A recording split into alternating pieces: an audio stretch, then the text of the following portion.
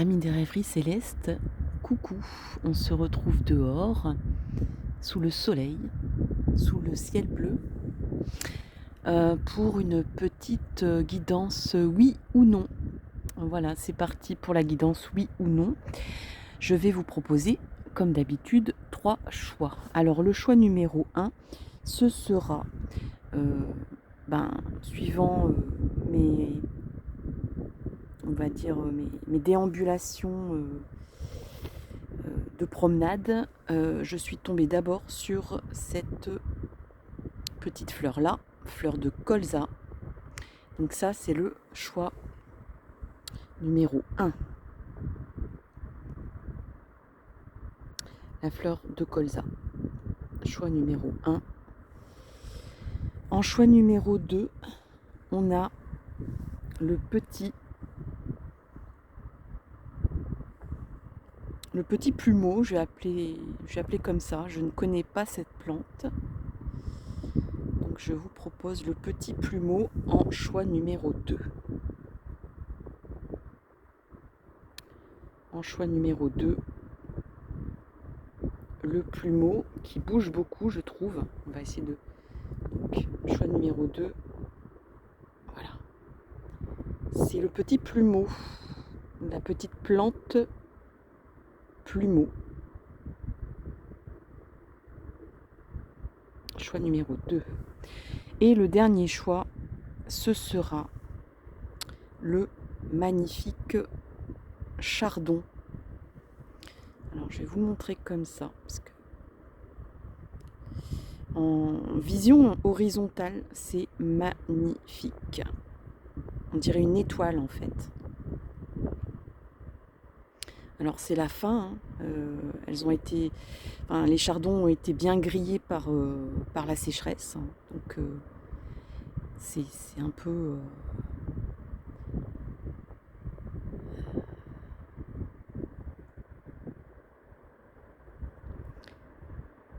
c'est un petit peu la fin des chardons, voire beaucoup. Je ne connais pas la saison des chardons, mais en tout cas, c'est le choix numéro 3. Le choix 3, le chardon.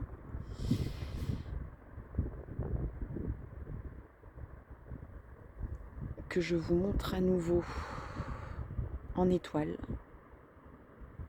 Allez, c'est parti. Je démarre donc avec le choix 1. La fleur de colza. En espérant toujours qu'il n'y ait pas trop de vent, mais le vent est face à moi. Donc il risque d'avoir des petites interférences. Allez, c'est parti avec l'oracle des runes et des légendes du Nord. Et je vais faire une petite mise au point pour que vous voyez bien. Donc, on va faire cette guidance avec cet oracle-là. C'est parti.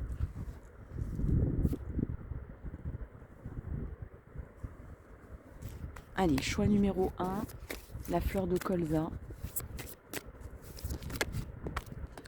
On a déjà une carte qui est sortie.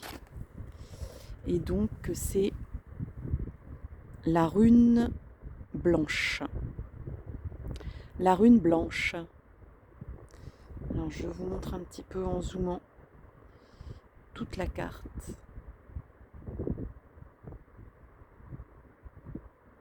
La rune blanche, et puis donc je vais regarder à quoi ça correspond. Et on est avec une question oui-non.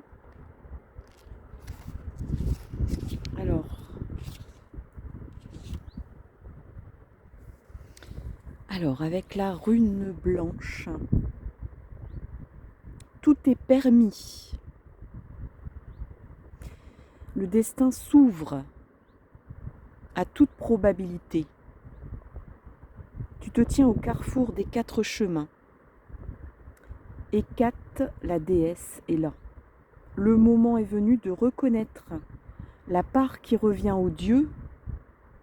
Le voile est si fin entre les mondes que la rune blanche te laisse un instant entrevoir ton futur. Laisse-toi traverser par le grand vent du sacré, le souffle du dragon. Le chemin deviendra dès lors lumineux.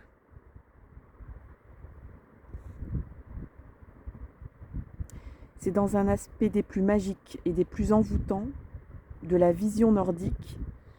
Cette rune représente la destinée.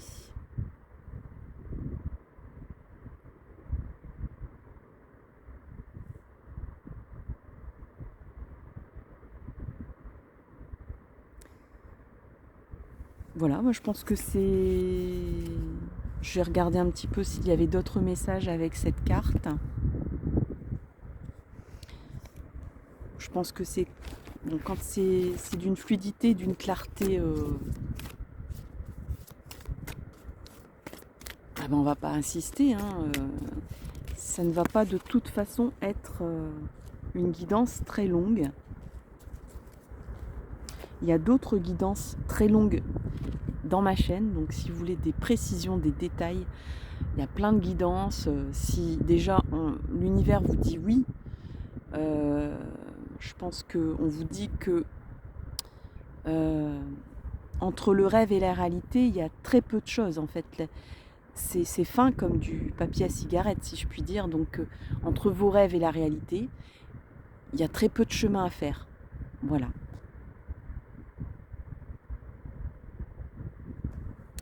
On va demander un petit peu aux anges, aux messages angéliques, quel est le message, leur message.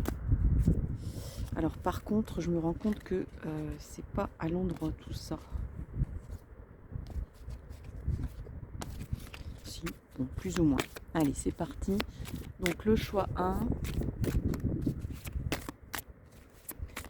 Alors, dans votre question en réponse oui ou non, j'espère que vous avez bien posé votre question. On a peu, c'est peu probable. Peu probable. Bon, eh ben, je vais ressortir une deuxième carte parce que par rapport à la rune blanche, il y a une opposition. Donc soit vous avez mal formulé votre question, soit il y a des personnes qui posent une question en négatif, c'est-à-dire est-ce que je vais perdre un emploi? Est-ce que je vais me séparer?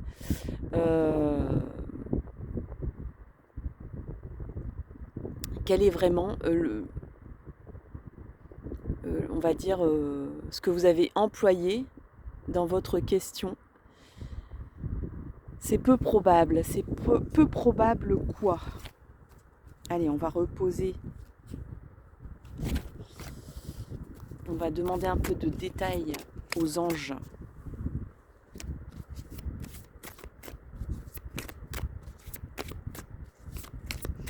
À moins qu'ils me guident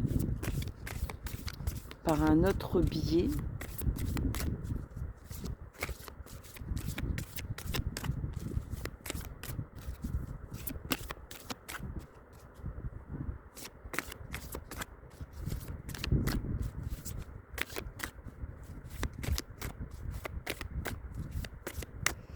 Allez, un autre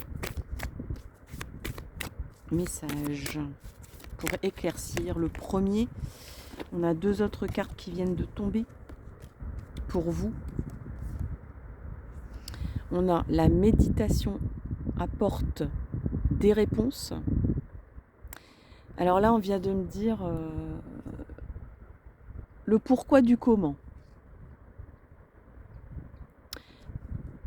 C'est-à-dire que c'est peu probable de la façon dont vous pensez que ça va se dérouler, de la façon dont vous rêvez les choses. C'est peu probable que ça se passe comme ça. Mais le rêve quand même est très proche de la réalité pour vous. Et on a aussi la carte du rétablissement.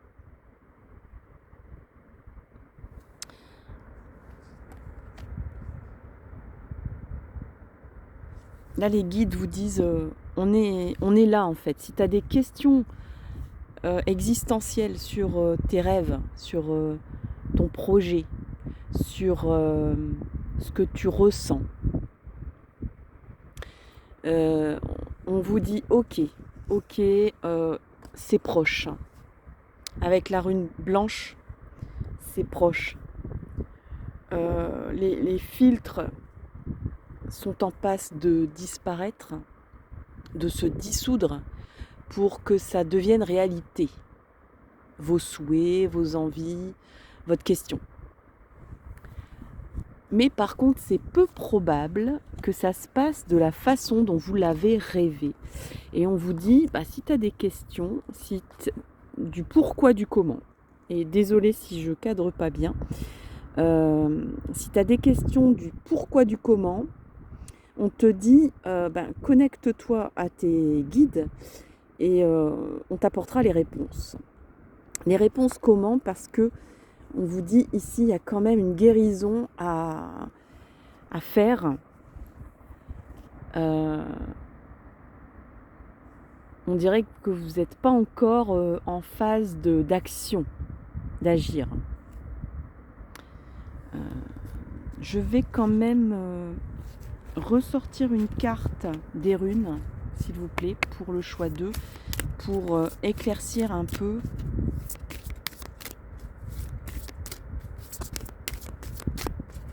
Ouais, je pense que vous allez être surpris ou surprise de la façon dont ça va se faire. C'est vraiment pas... y a pas on me dit pas besoin de calculer. Il y a le verbe surgir. Ça va surgir. Sans même que vous calculiez. Pas besoin de calculer. Pas besoin de stresser sur la mise en place de choses ou de plans. Ça va se produire.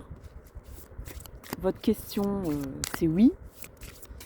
Mais par contre, c'est pas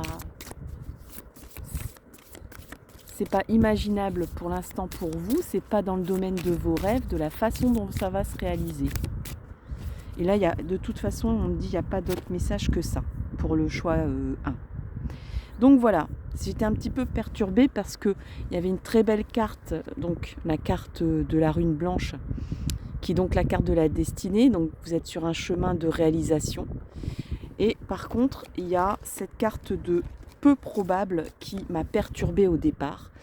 Mais en fait, on vous dit, c'est peu probable de la façon dont tu l'imagines que ça va se passer et se réaliser dans le oui. Voilà pour le choix 1. Et on va passer au choix 2. C'est vrai que c'est pas tout le temps évident de... Voilà, des fois on a besoin un petit peu que le message parvienne et décante pour que... Voilà, il y a des fois un petit décalage, effectivement. On va passer au choix 2, mais avant, je vous souhaite le meilleur pour vos souhaits, vos rêves, la réalisation de tout ça, l'avancée de vos projets. Et je vous dis à tout bientôt pour une prochaine vidéo. Bye bye! On passe au choix 2 qui est donc le petit plumet. Voilà, le petit plumet qui est là. C'est le choix numéro 2. C'est parti pour le petit plumet, le choix 2. Allez, une carte des runes, s'il vous plaît. Pendant qu'une mouette passe. Alors, une carte pour le choix 2.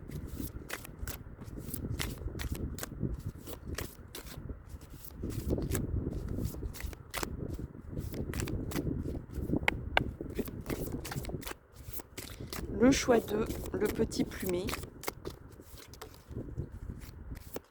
Voilà, ça y est. On a l'occasion.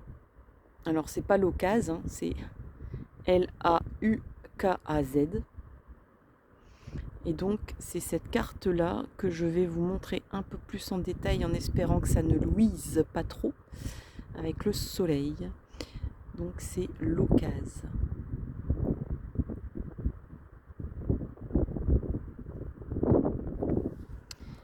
Allez, on va aller voir ce que l'Occase a à nous dire. Alors, l'Occase, c'est la rune des marées. Des marées, M-A-R-E-E-S, et des marées, M-A-R-A-I-S. Elle est aussi symbolisée à travers l'inconscient et la lune. Le marais, parce que l'Occase en fait signifie en signification runique l'eau et le saule, l'arbre, comme le saule pleureur, le saule.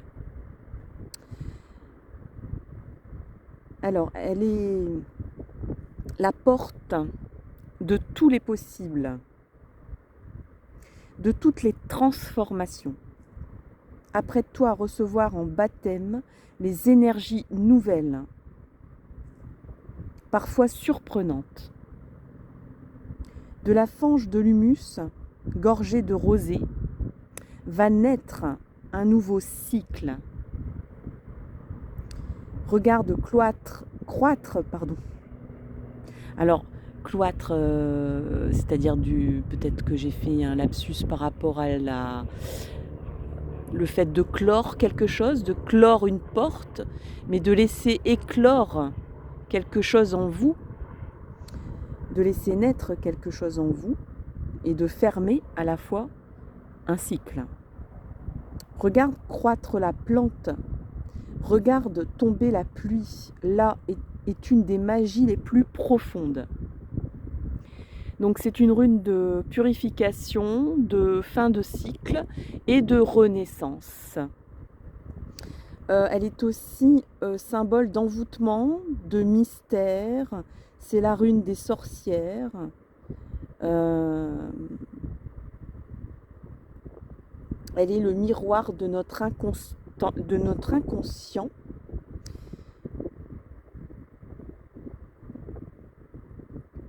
Et on peut parler aussi du miroir de nos peurs aussi. Elle est le miroir de nos peurs. Elle nous montre nos peurs ancestrales, nos peurs viscérales, pour les affronter et pour les maîtriser, les accepter déjà. On va regarder avec... Donc, bon, si c'est... pour moi, c'est oui. Hein. La réponse à votre question avec l'Occase, c'est d'ailleurs l'Occase de vous le dire. J'ai pas résisté à ce mauvais jeu de mots. Et on a déjà une réponse des anges avec cette carte qui vous dit dans les prochaines semaines. Donc c'est oui et c'est dans les prochaines semaines que cela va se passer. Est-ce qu'on a une petite précision nécessaire ou pas avec oui. On a une deuxième carte qui est donc « Vous êtes prêts ». Donc oui, vous êtes prêts dans les prochaines semaines. Pour le coup, c'est vraiment une guidance limpide avec des cartes qui sont un peu mystérieuses, un peu nimbées de brouillard, parce que là on va rentrer dans l'automne, donc j'avais envie de prendre ce tarot-là, cet oracle-là, qui vous dit oui, c'est une porte ouverte à tous les possibles, dans la mesure où tu acceptes tes peurs, dans la mesure où tu arrives à clore un cycle pour en ressemer un autre, pour ressemer... c'est un peu comme si on vous parlait de votre jardin potager où les légumes d'été c'est terminé.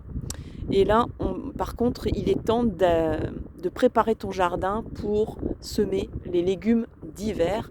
et de vraiment ne pas oublier qu'il existe des légumes d'hiver et qu'un jardin est actif aussi pendant des périodes d'hiver, sans avoir peur du gel, sans avoir peur du froid, sans avoir peur de cette saison un peu plus rude que celle de l'été qui arrive.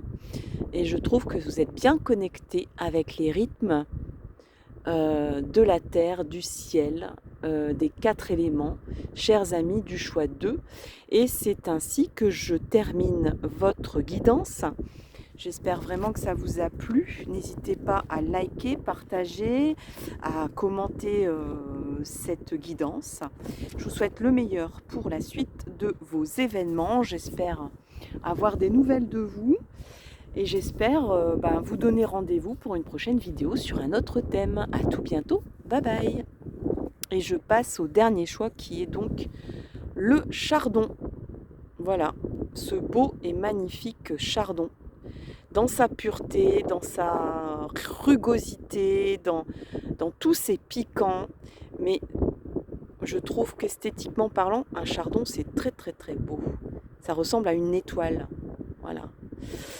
Alors c'est parti pour le choix 3. On est parti avec donc l'oracle des runes. Une carte pour vous. Alors question oui non. J'espère que vous avez bien formulé votre question. Il y a eu un petit, on va dire, un petit doute avec le choix 1. Donc surtout, c'est vrai que je n'ai pas expliqué, mais l'importance de la question posée, de la formulation, est primordiale pour avoir une bonne réponse. Une réponse qui soit claire, qui soit précise, qui soit limpide. Alors, choix 3, s'il vous plaît, le chardon. Une carte pour le choix 3. Les chardons.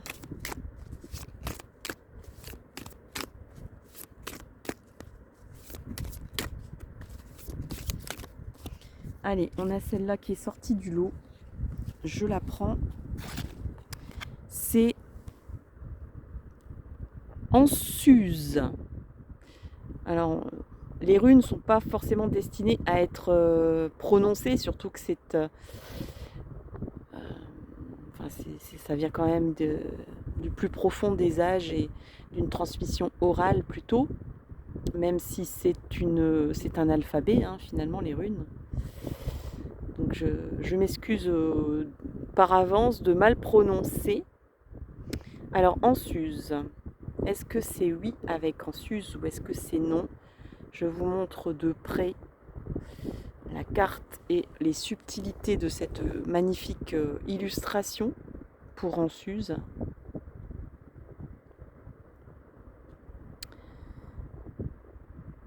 Allez, c'est parti avec cette carte, on va regarder ensemble. Alors, chers amis, du choix 3, les chardons et en Suse, eh bien, ils vous disent, j'ai envie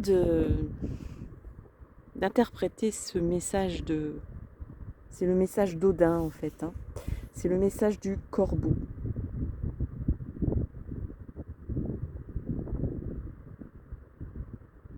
C'est aussi le message de tous les éléments, l'eau, le feu, la terre et l'air. On vous dit, on vous parle de ne rien contrôler. C'est impossible de contrôler votre situation ici. Ce n'est pas important de contrôler les choses, de chercher le contrôle.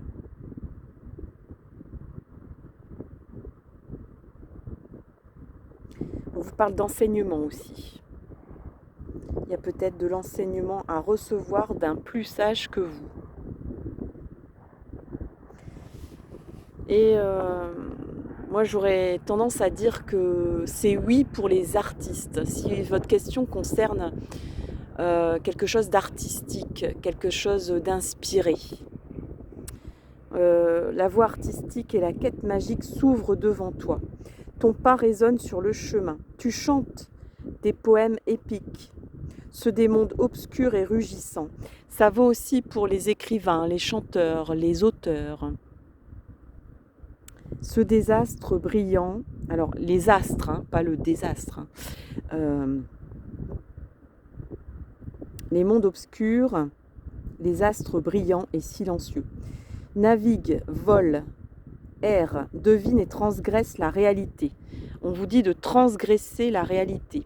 On vous dit de voler, de partir, de partir à l'aventure.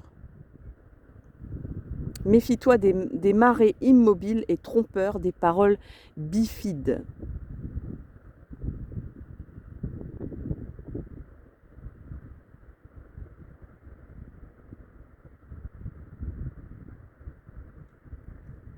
Alors je dirais que c'est oui pour tout ce qui est projet artistique.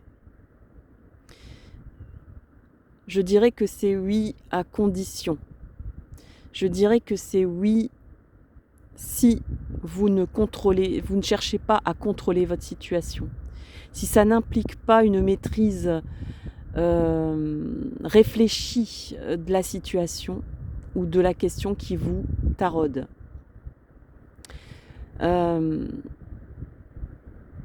Cette rune vous donne l'accès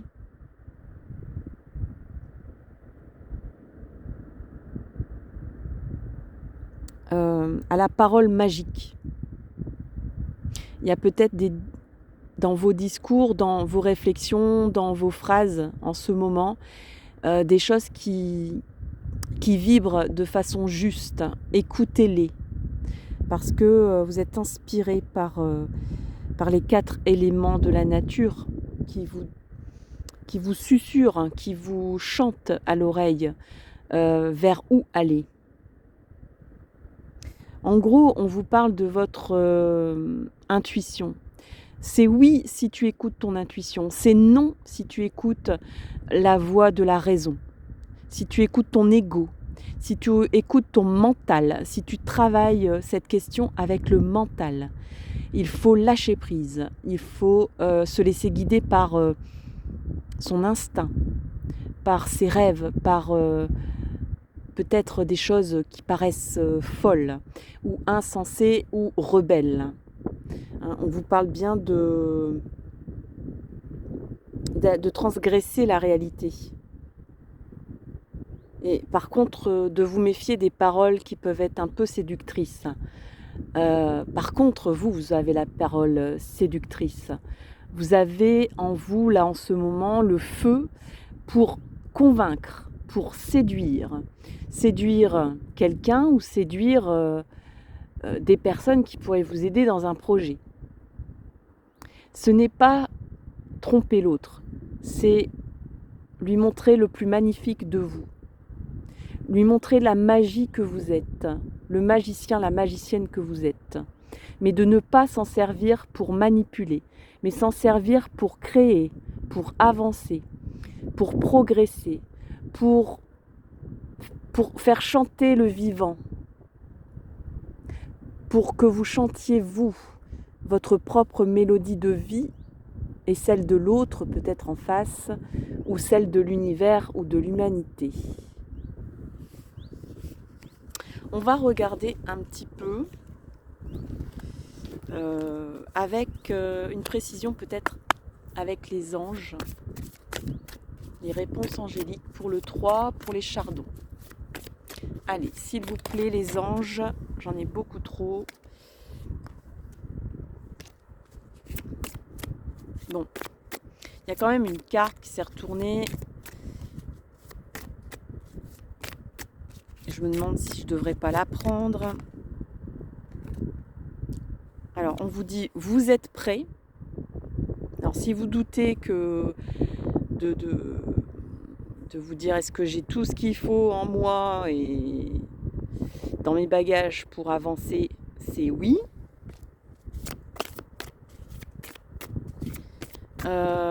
Tout à l'heure, j'avais la carte quand même si vous y croyez. Hein. Donc, il y a quand même une petite condition, c'est-à-dire peut-être que vous ne croyez pas forcément à la question que vous avez posée, curieusement. Vous avez posé une question où vous y croyez qu'à moitié, en fait.